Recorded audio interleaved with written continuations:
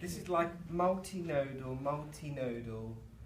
multi-dimensional, multi lots of things. Yes. Yeah. You got a proper working title for this little development? Come on, you did, Catherine. You did, Catherine. It was very good. This connective and connective learning multiverse is, I think that, let's call it a technical term. So what we're trying to represent DDM. is the kind of complexity around the interconnectedness of themes. So we talked about, when we started our discussions, things like content or resources or information. We talked about spaces, and we talked about identity and people. So that's what we've tried to come up with here. And each thing is interconnected. So these plates represent a space of some form. This is a closed space, because you can't see into it, but it is connected. People are in there and they're interconnected. These are more open spaces, but this one's not very well defined as a space, but it still exists. It's a bit rough around the edges. This is nicely defined. Within that are people or identities.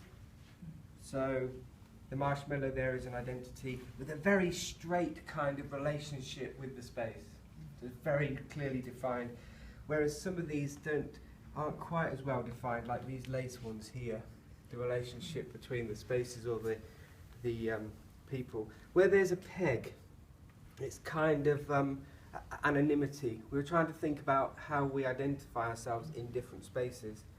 So within this space, I don't have anonymity. That space knows who I am. But within this space, this person, they've chosen to be anonymous in that space, because that's important to them as part of their identity. These then represent resources. Nice tidy resource, not so tidy resource. And then we've got this here, which is like another kind of represented node. And then this here, which is what we're determining is called... Oh yeah, it's sort of like an attribute of the whole thing. It's never finished. No. And what we're building it from, the yarn, could be knotted, but we have more yarn to get over that. So we'll talk about pedagogy and learning.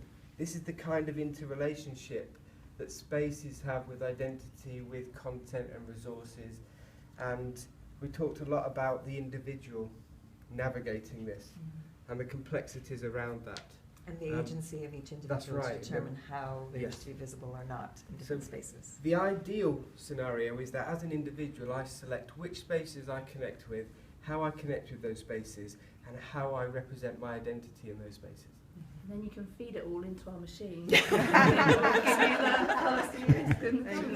it comes in. Yes or no? That's very nice. It's like a Clash of the Titans tabletop. I think it's quite beautiful. And we have eaten some of Destiny's the being cast. students, haven't we? Yeah. Suppose we want to do this, because sometimes things oh, go yeah. wrong. But also this happens. Yeah. Oh yeah. Oh yeah, the space itself is sentient, so if things are going well, you get the silver hooter, and if things go badly, the blue hooter goes off to tell you to stop. Like warning people, oh hang on a sec, are you sure you want to share that between that space and this space? Yeah. Because actually you're anonymous in that relationship, but if you post this you might not be anonymous anymore. So that's the kind of hooter scenario where it would flag up for you and say be careful because...